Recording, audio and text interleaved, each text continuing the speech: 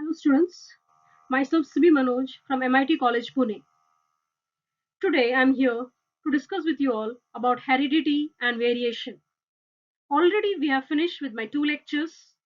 Let's see with this lecture on the topic heredity. Let's go to the next slide. Now as you can see in this about monohybrid cross and dihybrid cross. How is it related with the different laws or the three laws of Mendel? We have already studied about the three laws. The first law, which is called as law of dominance, which you can see over here. The second law is law of segregation, and the third law is law of independent assortment. I would like to explain a part over here, which is law of dominance and law of segregation obeys this monohybrid cross. Or you can explain the law of dominance and law of segregation on the basis of monohybrid cross. But when you're talking about the third law, which is law of independent assortment, this law can be explained on the basis of dihybrid cross only. Now, if you remember, we had already discussed about all the three laws in my previous lecture. Now, from this slide, let's see what each one of this law says. In short, I'll explain it to you because you are quite familiar with all the three laws. The first law, which we call it as law of dominance, is the first law of inheritance. In this law, what does it state? It is a cross between two organisms which are pure, or you can call it for they are the true breeding, and they show the contrasting characters. The character that appears in the F1 generation is called dominant, and the one which is suppressed is called as recessive. This is what is law of dominance. This law of dominance is a significant one, and it is true, but it is not universally applicable. Now, what is the reason behind not universally applicable? What's the reason behind that? The reason is, as we already mentioned, the one which is dominant is going to get expressed in the new generation, and one which is recessive will remain hidden. Now, for example, you can see in human beings, the curly hair is dominant over straight hair. Next, you can say the human brown eye color is dominant over green or blue color. But in many cases, the dominance is not complete or they are absent. That's the reason why this is not universally applicable. The law of dominance is not universally applicable. Because, for example, in some cases, the phenomena of dominance is significant as the harmful recessive traits are masked, not expressed in the presence of its normal dominant allele. For example, in humans, a form of idiocy and diabetes and hemophilia, these are the recessive characters. So in presence of their dominant allele, it cannot be expressed. But this is not true in all cases.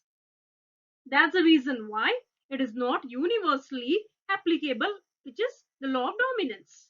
Now, when we talk about this law of segregation, which is the second law of inheritance, it's also called as law of purity of gametes. Now, what it actually says, what does the law of segregation actually says? The members of allelic pair in a hybrid, they remain together without mixing with each other and separate or segregate during gamete formation. That is, the gametes receives only one of the two factors and they're pure for a given trait. That's the reason why this law of segregation, is also called as law of purity of gametes. This law of purity of gametes, as you can see over here, this can be explained on the basis of monohybrid cross along with this law of dominance. Now, when I'm talking about law of independent assortment, which is the third law, this third law is based on the dihybrid cross. But one more thing, law of segregation is universally applicable because it's a fact that during gamete formation, the alleles are separated from each other. But when I'm talking about this law of independent assortment, what does it state? This is the third law of inheritance. It states that when the two homozygous parents differing in the two pairs of contrasting traits, they are crossed, the inheritance of one pair is independent of the other. In other words, when a dihybrid or polyhybrid form gametes, the assortment or distribution of the alleles of different trait is independent of their original combination in the parents. This law of independent assortment is also universally applicable. The reason behind this is that the genes are located on the chromosomes. They are linked with each other. So these linked genes, they form the linkage group. The recombinants which are formed or recombinations are due to the crossing over that takes place during meiosis. Therefore, this law of independent assortment is applicable only for the traits which are located on different chromosomes. And hence, the law of independent assortment is not an universally applicable law. Now, what is the next point? The next point is, let's talk about the monohybrid cross and then we'll talk about the dihybrid cross. Now, what is this monohybrid cross actually? Monohybrid cross is nothing but the hybrid of the two individuals with homozygous genotypes which result in the opposite phenotype for a certain genetic trait. Means monohybrid, it is a hybrid of two individuals. Two individuals means one is a male parent, other one is a female parent. One male parent, there with homozygous genotypes, that means similar genotypes, and the female parent is also with similar genotypes. But what they result into after the cross between the male and the female, they result into phenotype for opposite phenotype for a certain genetic trait. That means it is a cross between two monohybrid traits. For example, this capital T and small t and small t. Capital T is for what? Is for the dominant one. Small t is for the recessive one. Capital T is for tall, small t is for dwarf. These two, they are in homozygous condition because this one trait, capital T is for tall and small t is for dwarf. So this capital T, both are capital letters. So they are homozygous condition. This small t, they are in small letters. So they are also in homozygous condition. That means they are homozygous dominant and this is homozygous recessive. So whatever cross takes place between these two, you will get a product which is F1 generation progeny. So what is that will be discussed later in the same lecture. Now in this case, again I like to explain monohybrid cross. It is a cross between a pair of contrasting trait. Means now when you talk about Mendel's experiment, Mendel he selected pea plant because of its 7 contrasting characters. Now he was so smart enough that he selected one trait at a time. So selecting one trait or one contrasting character at a time is nothing but called as monohybrid cross. But then he later on, after monohybrid cross, what he did, he considered two traits, two contrasting traits, that is dihybrid cross. That we'll see later. Let's check out what is there in this monohybrid cross. It is a cross which involves a single pair of contrasting trait. It can be anything. It can be height of the plant. It can be the color of the seed. It can be the the position of the flowers. It can be anything.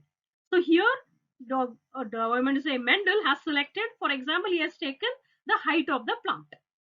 Now in this case, Mendel's first experiments are called monohybrid crosses because the two parent plants differed by a single trait. That is, single trait means single contrasting character. And here that trait he has taken is the height of the plant.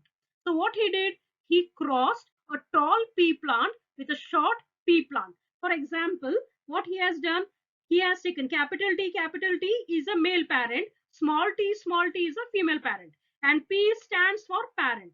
Now in this case, what he has done, after crossing, after the crossing, the F1 generation, whatever is obtained, that means here all offsprings in the F1 generation are heterozygous for the dominant T or the recessive small t trait. Means, see, these are the gametes from the male parent and these are the gametes from the female parent. So when the crosses were done, that is capital T into T, we get this. T and this T, you get this. This capital T and small t, you get this. Capital T and small t, you get this. That is what they want to show over here. It means these parents, they are homozygous. But whatever product were obtained in F1 generation, they were heterozygous. Okay, so this is the gametes from male parent. These are the gametes from the female parent. The square, which is you can see a checkerboard over here. So this checkerboard is nothing but called as Punnett square. So this is used to represent the probability or the number of the outcome, or the outcome you can call, or the outcome of the experiments conducted by Mendel, even in case of monohybrid, dihybrid or trihybrid cross. That means in monohybrid cross, a single pair of contrasting character is involved. Now next is what is actually the cross. What is actually this monohybrid cross? That is what we are going to discuss now. Now in this case, monohybrid experiment, what did Mendel do? He started with the experiment the way he used to. That means he had those three steps in his mind. Now what all those three steps are? The step one was Mendel, he selected pure tall pea plants as a female parent, and then he selected pure dwarf as a male parent. But he had also done what you call reciprocal of the two. If he has selected capital T as a male and capital T small t as a female, in other cross, what he did, he took other way around. He took capital T small t as female and this as male. The other way around. The other way around means he has taken the reciprocal of the first cross. So step one was he selected pure tall pea plant and pure dwarf pea plant. He confirmed that they are true breeding by selfing them for three generations. What do you mean by the true breeding? That means whatever progeny was obtained in the F1 generation after selfing, that progeny was same when the same selfing was repeated for three generations. So whatever it was obtained, whichever was dominant, here dominant will be the tall. So whatever product was obtained, now here F1, this is F1 as first generation, filial first generation. In this case, it is heterozygous tall. So this heterozygous tall, what does it mean? That after three generations, the same crossing was resulted into heterozygous tall. That means whatever the male and the female parent he selected for the cross, monohybrid cross, that was a pure plant. That means they are true breeding plant. So this is the way he selected true breeding plant by selfing this 3 times or even more than that to check out whether it is really a pure line. Next, step 2. What did he do in step 2? He then performed artificial cross. Artificial cross was performed by emasculation. After emasculation, this is already explained in my previous lecture. So after emasculation, he performed the artificial cross by cross pollination. He collected the seeds, he sowed the seeds, and then he waited for the results. So his expectation was that he will get an intermediate height offspring, but his expectations was a failure. According to the experiment that he conducted, whatever result he got, in that result, the F1 selfing, this is F1 selfing means whatever progeny were obtained in the F1 generation, they were crossed with each other, which is nothing but called as F1 selfing. So they were F1 selfing when it was carried out. In the F1 generation, all these gametes, you can see here all the gametes, they were tall in this F1 generation. That means no intermediate was formed, neither dwarf plant was formed. It was all the tall one was formed in the F1 generation. Then what he thought, where does the dwarfness has gone? whether it has got eliminated forever. Are the tall offspring similar to the parental tall? To find out this answer, he proceeded ahead with the next step. What he did, whatever he got as in the F1 generation, he allowed the selfing of this F1 generation. So before selfing, gamete separation has to take place. Now here the law of dominance comes into picture. That means the one which was dominant was reflected in the F1 generation. Then there was a gamete formation taking. During gamete formation, the alleles, they got separated over here. That means the capital T, small t, they got separated. Here also capital T, small t got separated. That is, there is a separation of the alleles during gamete formation, and that is nothing but called as law of segregation, which is the second law of Mendel. Now, then what he did, the selfing of F1 progeny took place. The selfing of F1 progeny, when it took place, F2 generation was obtained on this. This is a checkerboard, Punnett square checkerboard. F2 generation was obtained over here. He thought that, what he thought, that all this dwarfness, he found that dwarfness reappeared. Now in this, what was his conclusion?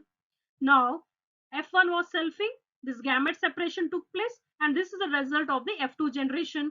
So here, this is a male and this is a female. So in this case, capital T is over here, small t is over here, capital T is over here, small t is over here. These are the heterozygous condition. This is a heterozygous progeny. So this progeny was written, the heterozygous was written over here.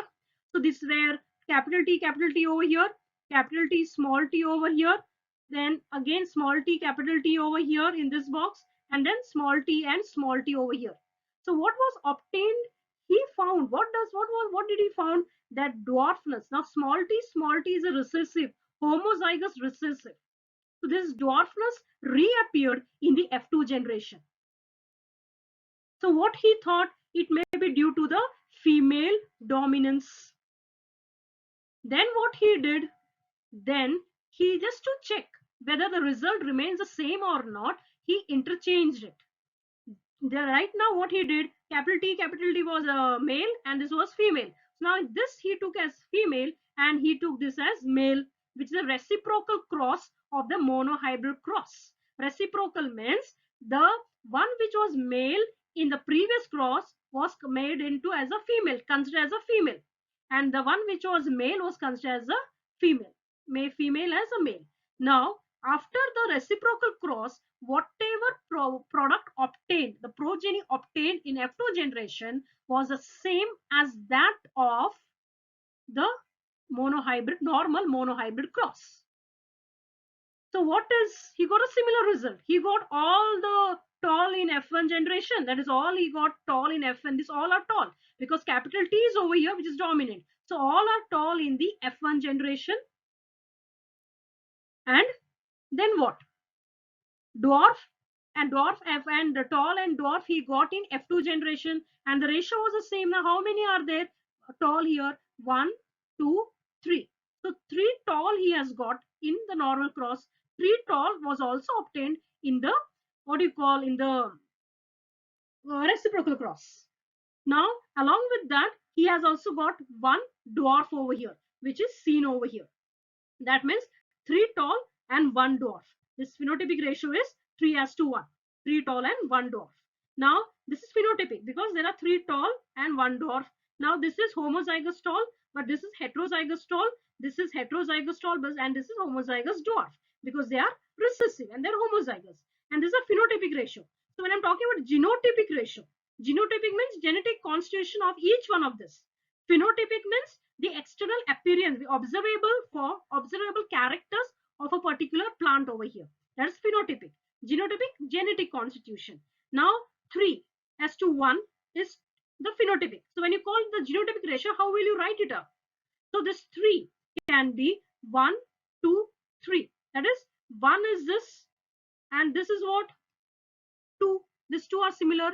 Capital T, small t, capital T, small t are similar, and the other one is dwarf. So it is 1 as to 2 as to 1. 1 as to this 2 as to 1. its genotypic ratio of monohybrid cross. So this is about the monohybrid cross. Now, what is the next slide? So finally, what is the output he got? The phenotypic ratio was 3:1, and the phenotypic ratio was called as monohybrid ratio. In all of the Mendelian crosses, he got this 3:1 ratio as after F2 generation. Whatever is the contrasting character. He can even take yellow and green seed instead of tall and dwarf. He also took round and wrinkled seed instead of tall and dwarf. Whatever the crosses were done and whatever result obtained was the same 3:1. That's called as a monohybrid ratio. That means the phenotypic ratio is called as the monohybrid ratio. Now, what is the conclusion? Before going to conclusion, I'll give you one more explanation for this. Now in this is a P generation, the parental generation, capital T, small t dwarf. P gametes, one allele from here, one allele from here is taken. And after F1 generation of the crossing, you got capital T, small t, which is tall. And then what was done? This F1 gamete, whatever was written over here, means all the three were tall. The way it is written, three tall, and one was short dwarf, that is the short, the one which is written over here. And then what was done? This is an offspring obtained. What an offspring? Okay. Now that the ratio is 3:1 is phenotypic ratio. That is 3:1. It's called monohybrid ratio. Next slide. Mendel's conclusion. What is its conclusion based on this monohybrid cross? According to its conclusion, this Mendel's conclusion, something is transferred from one generation to other, but that something at that time he did not mean what is it actually. So he called that as a factor or determiner. I can read for you. Something is transferred from one generation to the other, which carries information for the expression of the trait.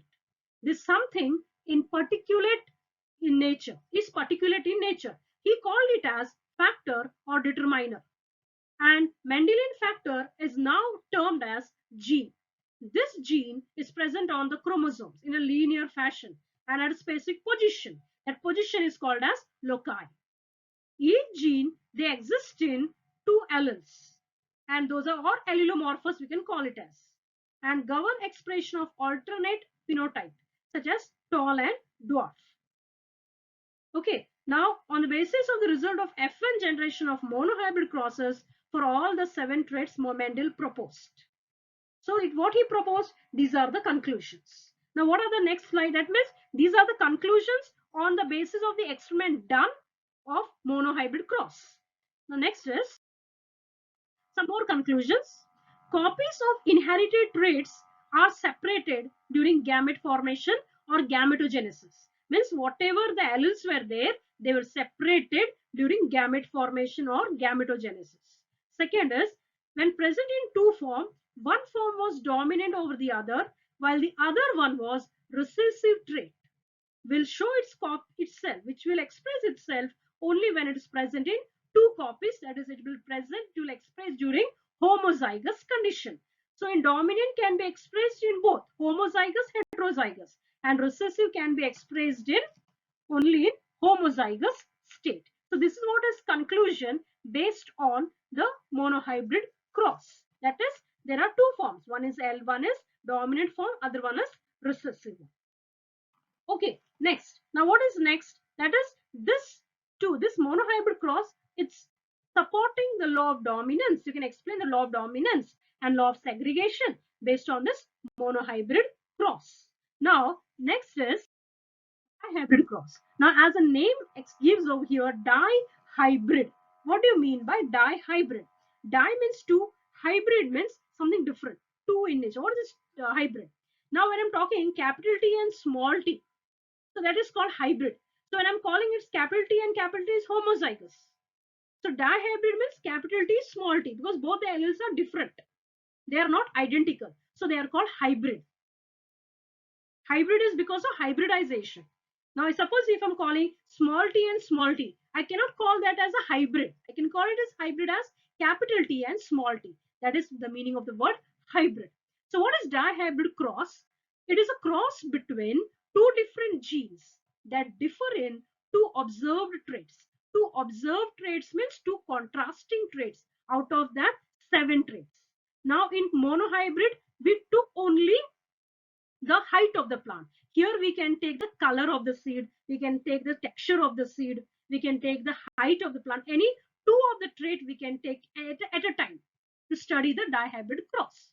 A dihybrid cross is a breeding experiment between two organisms which are identical hybrids for the two traits. That means two contrasting characters are taken and two contrasting characters are crossed with each other to give rise to dihybrid cross. In other words, a dihybrid cross is a cross between two organisms, with both being heterozygous for two different traits. The individuals in this type of trait are homozygous for a specific trait. That means capital Y is for yellow, small y is for green, capital R is for round, small r is for wrinkled. That is homozygous condition. And where are these traits or characters present? They are present determined by DNA segment. They are called as genes, which are present on the chromosome. But the word genes came later. Initially, he used the word factor. And before he used the word factor, he used the word something. He never knew that something is called as genes. Next. Now, how will you illustrate this dihybrid cross? Now, this dihybrid cross can be illustrated in the following way. Understood with the term, I suppose you have understood the meaning of dihybrid, taking two contrasting characters. Now, here, which two contrasting characters we have taken? Here we have taken the color of the seed and the, what do you call, capital R is for what? Capital R is for the texture, or you can call it as the seed, not texture, the seed shape you can call it as. One is the color of the seed, the cotyledon, and the other one is the shape of the seed. Capital Y is for yellow color, capital R is for round shape, small y is for green color, and small r is for wrinkled. Now in this case, what is being done in dihybrid cross? Actually, what is being done in dihybrid cross, the parent generation, you can write this parent generation as capital P as well. Again, the same three steps were taken in dihybrid cross. The first step was he selected a variety of pea plant having yellow and round seed as a female parent, and another variety having green and wrinkled seed as a male parent. He obtained the pure lines by selfing them. He confirmed that yellow round is producing yellow round and green wrinkled is producing green wrinkled for the next three generations. That means he obtained the true breeding of it. Next, in step 2, he performed the artificial cross, that is emasculation, then dusted the pollen grains from the flowers of pure male parent on the stigma of the emasculated flower of the female parent. And then what he did, he sowed the seeds and he collected the plants. And what does it result into? It resulted into yellow, the crossing resulted into yellow and round as expected, because yellow is dominant over green, round is dominant over wrinkled. That was a F1 generation outcome. That is this outcome. So you can see your gamete separation has taken place. Capital Y, capital R, small y, small r. So gametes are formed, male and female. And in the first generation, you get yellow colored and round seeds. So this is shown over here, F1 generation. Then what did he do? The step 3, which is the step 3, he sowed the seeds. He sowed the seeds and raised the plants in the F1 generation and allowed the selfing. When the pods were formed, he opened and collected the seeds of F2 generation. And what was he saw? What was his result? That 75% yellow round and 25% green wrinkled seeds were obtained. 75% yellow round and 25% green wrinkled seeds were obtained. Four types of seeds were obtained.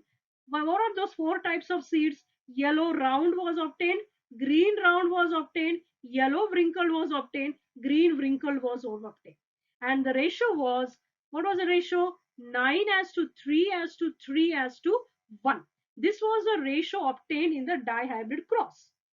Out of the four different types, now four types means one type was yellow round, second type was green round, third type was yellow wrinkled, fourth type was green wrinkled. Now out of this four types, two types were parental combination. Parental combination means yellow round was parental combination like this. Then green wrinkled was parental combination, that is like this.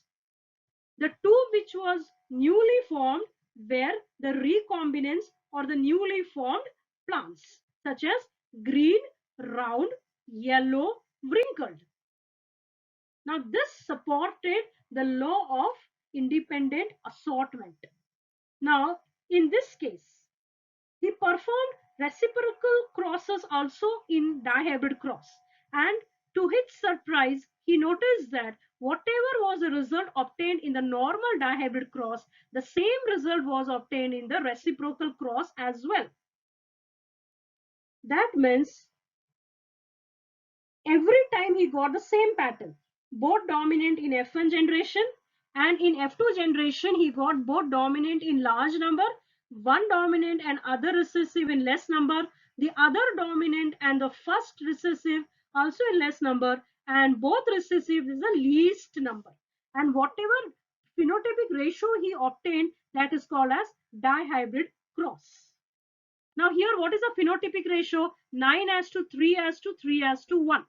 And what will be the genotypic ratio? How? 9, 1, 2, 3, 4, 5, 6, 7, 8, 9. This is 9 yellow round. But what is the difference? Capital Y, small capital R, capital R. This is capital Y, capital R, small r. Because here what we have done, this is a male and this is a female. Now here what is done? YR, how YR? Y, capital Y, capital R. This is one.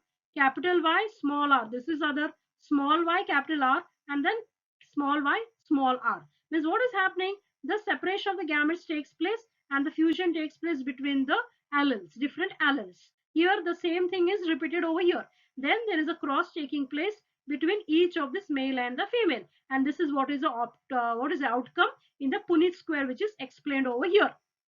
Now in this case, what is the situation? Yeah, 9 is yellow round and green round, which is a green round 1, 2, 3. It is 3 number. Then yellow wrinkled. Yellow wrinkled is 1, 2, and 3. That is yellow wrinkled. And 1 is green wrinkled. This is green wrinkled. From where the 16 has appeared, this total is 16. So out of 16, 9 are yellow round. Out of 16, 3 are green round. Out of 16, yellow wrinkled are 3. And out of 16, 1 is green wrinkle. That is this. Okay. Now, what is the next thing? So, what will be the, now this is the phenotypic ratio, 9:3:3:1 is a phenotypic ratio. Now, what will be the genotypic ratio? Genotypic ratio will be, in this 9, how will you distribute? In this 9, this capital Y, R, R. This is 1. And capital Y, R, R. R, small r will be how many? 2. So this is 1, this is 1, and this is 2. So like that, you have to express the genotypic ratio. Fine. So this is the dihybrid cross. Now, in this case, the same way, dihybrid cross only I am showing over here. Now, in this case, round yellow is 9, as already explained, they are 9. But how? This is the phenotypic ratio. And I'm talking about genotypic ratio. Round yellow is expressed in many ways. Now, one round yellow is capital R, capital R, capital Y, capital Y. The second round yellow is, in what way they have expressed? Capital R, capital R, capital Y, capital small y. Okay, this is one. The same way will be for other. So this is one more over here, capital R, capital Y, small y. So this is 2 over here. So like that, you can count in 9 how many types, varieties are there, genotypes. Finally, the genotypic expression was 1:2:2:2, 2:2, 4:1, 2:2, 1:2, 2:1. This you need to do it on your own and then we'll discuss it later. Now, next is, what is the conclusion of this dihybrid cross? Mendel performed dihybrid crosses with several combinations of the tree. Several combinations he took. Now he took the color and he took the, what you call, the seed. How it is, the wrinkled or round. But he can take lots many. The position of the flower he can take. Again, he can take height of the plant. Like that, so many combinations he can take. So he, each time you observe the same ratio, 9:3:3:1. And this ratio is called as a dihybrid ratio. His conclusions form the law of independent assortment. Now, a modern understanding of independent assortment recognizes the fact that genes, where are they present? On the chromosomes. So these are all of the conclusions for the dihybrid crosses. Some more conclusions. From the appearance of new combination in the F2 generation. New combination means in the F2 generation, other than the parental combination, you found also two more combination which were not related to parent combination. Uniform patterns of results of dihybrid cross and dihybrid ratio. He established the principle of independent assortment. At the same time, he also performed trihybrid crosses by taking three contrasting characters at a time. And then he concluded that when a dihybrid form gametes, each gamete will receive only one allele from each gamete. That is, if it is capital Y, so only capital Y will be there. And assortment distribution of alleles of different trait is independent of their parental combination. That is, capital Y can go with capital R, small y can go with small r, or small y can also go with capital R, and small r can also go with capital Y. That is, each alleles of any one pair of allele, that one pair of allele means if it is capital Y, each allele means any one capital Y can enter the gamete with any allele from each of the remaining pairs of alleles. That is, if one pair is capital Y, if other pair is capital R, one Y from here can enter capital R, or one small y can also enter capital R, or one capital Y can also enter small r. This is what is the conclusion for dihybrid cross, which is going according to the principle of independent assortment. That's all for today's lecture. Thank you.